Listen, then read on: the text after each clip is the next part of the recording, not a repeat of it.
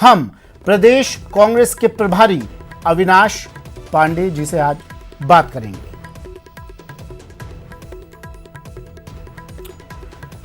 कांग्रेस प्रभारी, प्रदेश प्रभारी अविनाश पांडे हमारे साथ सीधा जुड़ गए हैं। अविनाश जी, स्वागत है आपका न्यूज 18 राजस्थान में। धन्यवाद, बहुत बहुत धन्यवाद। नमस्कार।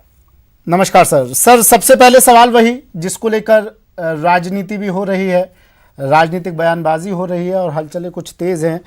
20 लाख करोड़ का पैकेज घोषित किया है केंद्र सरकार ने। इस पैकेज को किस तरह से देखते हैं आप?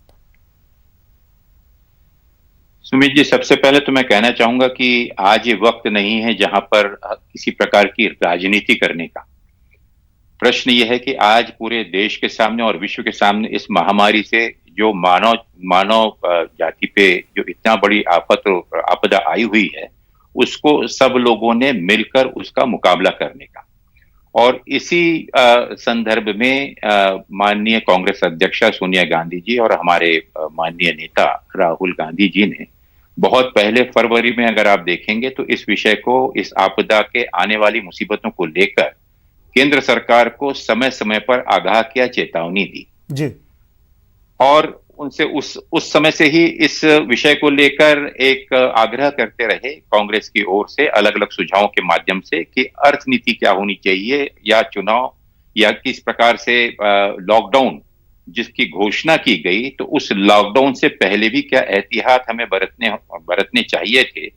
उन चीजों के अभाव में आज देश की परिस्थिति, जहां पर हम ना ही देश की जनता को, गरीबों को, ना ही कोरोना से बचा पा रहे हैं और ना ही इस देश की अर्थव्यवस्था को बचा पा रहे हैं।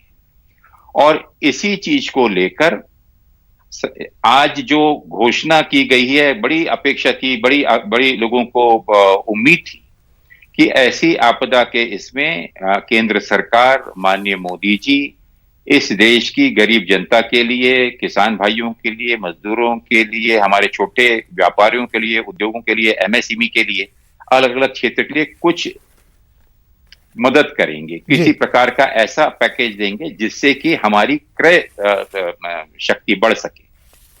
लेकिन अगर आपने पिछले 4 दिनों के जितने भी अर्थशास्त्री, जितने भी एक्सपर्ट्स, फाइनेंशियल एक्सपर्ट्स, या आप बड़े बड़े जितने भी मीडिया के माध्यम से जो देश के और विश्व के अर्थशास्त्रियों का अगर इस पे अपना आंकलन देखा होगा, तो बड़े दुख के साथ कहना पड़ता है कि बहुत ही निराशाजनक यह आर्थिक पैकेज दिया गया, जहां पर जिसका नाम आत्मनिर्भर तो दिया गया। इस आत्मनिर्भर का एक इशारा माननीय मोदी जी ने अपने राष्ट्र के नाम संदेश में बहुत स्पष्ट, उसी दिन देश की जनता समझ गई थी कि अब बहुत हो गया। उन्होंने बहुत बड़े बड़े शब्दावलियों का प्रयोग किया, लेकिन अंत में अगर देखें तो इस घोषणा के बारे में जो घोषणा की गई थी कि हमारे जीडीपी का 10% इस समय आपात स्थिति में देश में एक पैकेज के रूप में स्टिमुलस, हमारी अर्थव्यवस्था को उत्तेजित करने के लिए एक स्टिमुलस पैकेज देश को दिया जाएगा। लेकिन अगर आप देखें तो इस श्रेणी में नहीं खड़ा होता है। देखिए, ये पैकेज में जहां पर 10% होता है 20 लाख करोड़। आज अगर आप देखें और उसका निरीक्षण करिए, मैं नहीं कह रहा जी, ये आज अलग अलग अर्थशास्त्री, चाहे आप अलग अलग जो हमारे इकोनॉमिस्ट हैं, जो अर्थव्यवस्था के ज्ञान को ज्यादा जानते हैं, मैं एक उसका विद्यार्थी होने के नाते जो थोड़ा बहुत निरीक्षण या थोड़ा बहुत मैंने उसका अध्ययन किया, और उसमें मुझे दिखता है कि मात्र इसमें 0.75% ही सिर्फ जो है, जो 10% की हम बात कर रहे हैं, वहां पर मात्र 0.75% ही ऊपरी तौर पर। अच्छा, कोरोना संकट, यह राशि, अच्छा अविनाश जी, कोरोना संकट से मुकाबले के लिए केंद्र सरकार कोशिशें कर रही है, काम कर रही है, लगातार रोज कोई नया कदम उठाया जा रहा है। केंद्र सरकार को कितने नंबर आप देंगे कोरोना संकट के परिप्रेक्ष्य में बात करें तो? मैं केंद्र सरकार को इस समय में पूर्ण रूप से असफल, नाकामयाब और नॉन सीरियस मैं मानता हूं कि यहां पर भी सिर्फ राजनीति और धर्म विशेष की राजनीति, यहां पर ही सिर्फ पार्टी विशेष की राजनीति, और जो लोग सड़कों पर उतरकर माननीय नेतागण, माननीय राहुल जी जो आह्वान कर रहे हैं, जहां पर सड़कों पर एक मानवता के नाते उनके साथ में, उनके दुख में शामिल होने के लिए जो हमारे नेतागण जा रहे हैं, उनका भी हौसला अफजाई करने के बदले या उसका अनुकरण करने के बदले आज उसका भी राजनीति की जा रही है। ये बहुत ही शर्मनाक है। नियत साफ होनी चाहिए। केंद्र सरकार को सबसे पहले प्रश्न अपने आप से यह करने की आवश्यकता है, माननीय मोदी जी को, माननीय अर्थ मंत्री जी को, उनके सभी सम्मानित नेताओं को, क्या ये समय अर्थ आज देश में राजनीति करने का है या वास्तविकता में जो इतनी बड़ी आपदा आई है, आज मानव जाति के ऊपर में ये बहुत बड़ा संकट आया हुआ है, तो इसको बचाते हुए उनका हौसला बढ़ाना चाहिए, उनके दुख में शामिल होने की आवश्यकता है, या सिर्फ इस प्रकार के झूठे वादे करते हुए फिर से अच्छे दिनों के सपने दिखाते हुए 20 लाख का पैकेज घोषित कर दिया, जिसमें से अधिकांश वो राशि है जो ऑलरेडी अपने बजट में इसकी घोषणा हो चुकी है। यह वह राशि है जिसमें से अधिकांश राशि इससे पहले दी जा चुकी है। उदाहरण के तौर पे अगर आप ले लें तो नाबार्ड से कहा गया है कि 30,000 करोड़ का वो किसानों में बांटे, मदद करे, लेकिन पिछले ही महीने 25,000 रुपए नाबार्ड को ऑलरेडी दे दिए थे, वो 30,000 रुपए कहां से लाएंगे? तो ये अपनी नीति को केंद्र सरकार को ईमानदारी के साथ में स्पष्ट करना चाहिए कि इस समय भी आप लोग अपना देख लीजिए। आत्मनिर्भर से माननीय प्रधानमंत्री जी का जो सही मतलब है वह यह है कि इस आपदा में आप अपनी व्यवस्था कर लीजिए। केंद्र सरकार या केंद्र के कोई भी नेता या केंद्र की कोई भी नीतियां सही दिशा में आपको मदद करने में असमर्थ है, क्या इसका मतलब ये आंका जाए? और मैं समझता हूं जिस प्रकार से पिछले 5 दिनों में माननीय अर्थ मंत्री जी ने और माननीय प्रधानमंत्री जी ने जो आश्वासन देने के बाद देश की जनता के सामने, चाहे वो एमएसएमई हो, किसान भाई हो, हमारे बेरोजगार युवा साथी हो, हमारे आज सड़क पे चल रहे हमारे लाखों जो हमारे मजदूर भाई हैं, जो परिवार छोटे छोटे बच्चों को लेकर भूखे प्यासे चल रहे हैं, आज उनको आश्वासन के नाम से मोदी जी ने जो पैकेज दिया है यह वाकई में अपूरा है, असंतोषजनक है, और इससे आने वाले समय में देश की अर्थव्यवस्था में किसी भी प्रकार का बढ़ाव नहीं आएगा। ना स्टिमुलस जो नाम दिया है उन्हें, स्टिमुलस, सेल्फ डिपेंडेंट, हमारा आत्मनिर्भर, इन सब शब्दों का प्रयोग करते हुए अगर वास्तविकता में जमीनी स्तर को वो जाने पहचाने। चलिए केंद्र की बात कर लिया अविनाश जी, राजस्थान की बात कर लेते हैं। प्रभारी हैं, कांग्रेस प्रभारी हैं आप।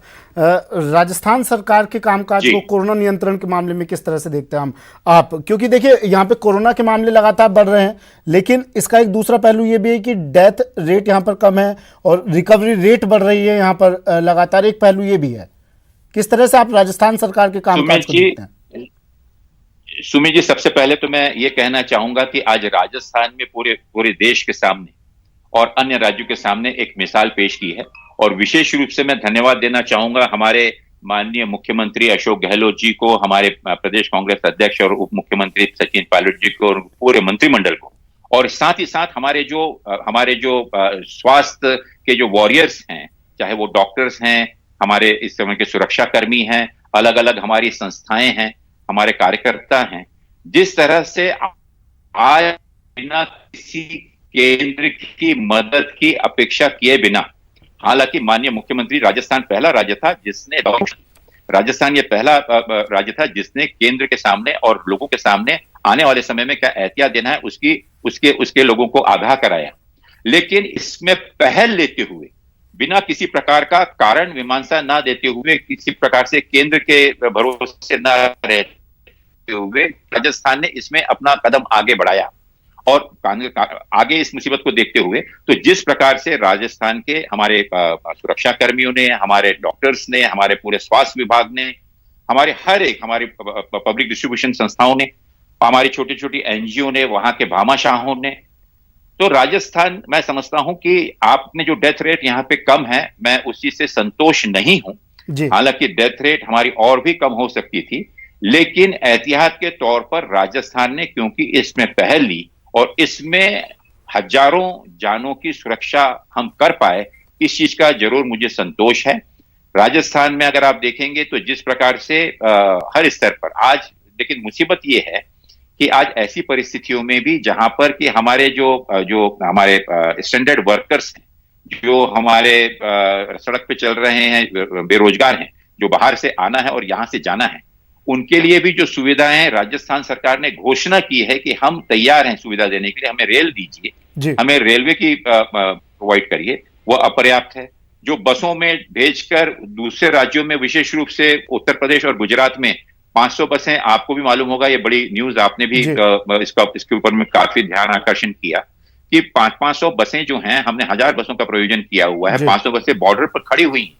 माननीय मुख्यमंत्री इतने ज्यादा असंवेदनशील हैं कि वो मात्र इस चीज की सिर्फ परवानगी, परमिशन देने की भी उन्होंने जरूरत नहीं समझी। बहुत देरी से, इतनी देरी से, विलंब से उन्होंने परमिशन दी, जहां पर लोग अपने घर पहुंचने में और देरी हुई और वंचित रह आर्थिक गए। पैकेज पर भी सर तो गहलोत मेरा ये सरकार ने कहना कुछ है, मांग की है, उस मांग को कांग्रेस किस तरह से आगे देखिए, बढ़ाएगी?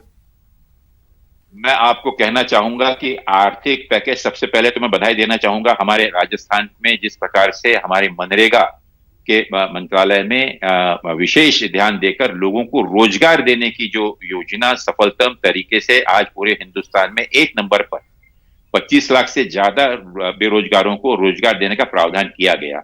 लेकिन दुख की बात है, उसमें एक तो अच्छी खबर मैं ये बताऊंगा कि बार बार माननीय मुख्यमंत्री जी और कांग्रेस अध्यक्ष के दबाव में केंद्र सरकार को मजबूरन आज 40,000 करोड़ रुपए की घोषणा मनरेगा के लिए करनी पड़ी।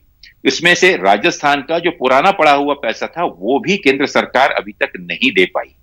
इस पे से आप अंदाज लगा सकते हैं कि आज सबसे बड़ी जीवनदायी योजना मनरेगा हो सकती है, और आज उसको मानना पड़ेगा माननीय मुख्यमंत्री जी को कि माननीय सोनिया गांधी जी की दूरदृष्टि और देश के किसान और गरीबों के हाथ में क्रय शक्ति देने की जो सबसे बड़ी उपलब्धि यूपीए सरकार की थी, कम से कम उसका अमल करें, अनुकरण करें। आज शर्मिंदा होकर वे कर रहे हैं, लेकिन खुले दिल से अगर वो इस योजना को आगे बढ़ाते हैं तो मैं समझता हूं कि जो योजना जो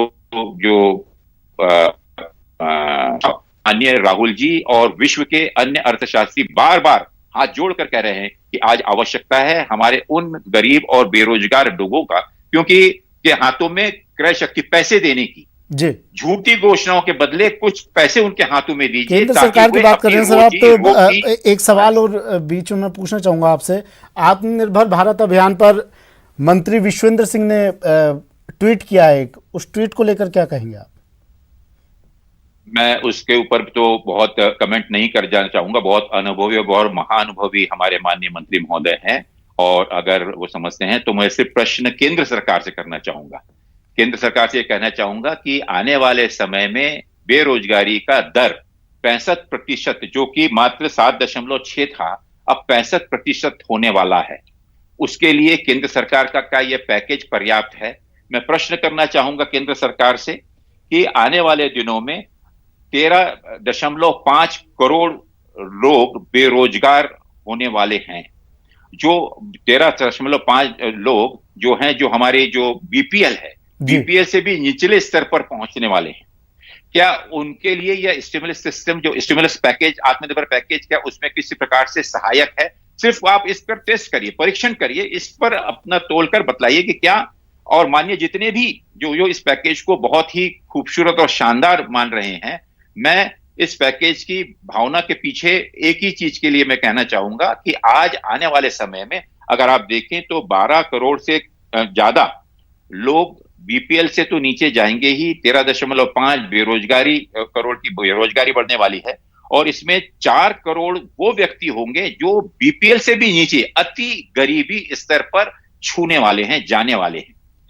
ये एक बहुत बड़ा अलार्मिंग सिचुएशन है, ये देश के लिए एक आपातकालीन स्थिति है, और इस समय में इन सभी मुद्दों पर केंद्र सरकार अपने आप का हो सकता है आपको कमियां नजर आ रही हो, मंत्री विश्वेंद्र सिंह उसे अलग नजरिए से देख रहे हो, इसलिए उन्होंने उसकी तारीफों के पुलिंदे बांध दिए।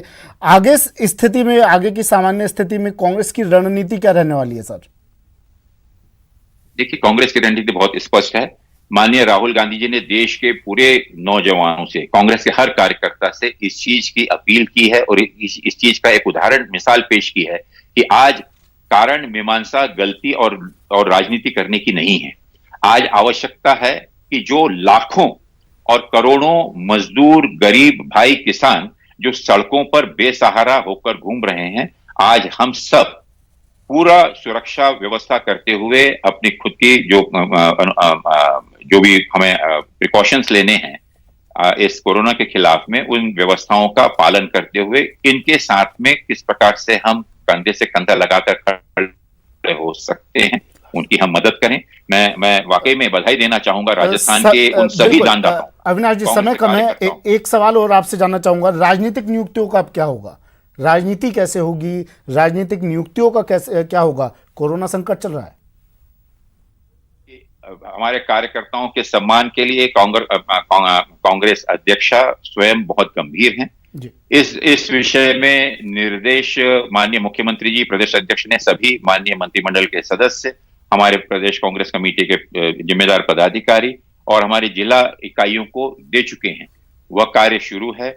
सभी लोग ने गंभीरता से इस कार्य को भी लिया है। लेकिन आज हमारी प्रायोरिटी क्या है? आज हमारे सामने जो चुनौती है उसका सामना भी आज हमारी प्राधान्यता है। कहीं पर भी राजनीतिक नियुक्तियों की प्राधान्यता कम नहीं हुई है। इसमें थोड़ा सा समय निश्चित रूप से लग सकता है, लेकिन ये नियुक्ति, ये सम्मान सबसे पहले ब्लॉक और कांग्रेस के हमारे जिला स्तरीय जो कार्यकर्ता हैं उनसे शुरुआत होगी और उसके बाद ही जो मुकुट हमारे बड़े जो सीनियर लीडर्स हैं उनके सरों पर ताज पहनाया जाएगा। चलिए, शुक्रिया अविनाश पांडे जी, अपना कीमती वक्त हमें देने के लिए, हमारे साथ जुड़ने के लिए, बात करने के लिए, तमाम मुद्दों पर अपनी बेबाक राय रखने के लिए शुक्रिया अविनाश पांडे जी। कांग्रेस प्रभारी अविनाश पांडे हमारे साथ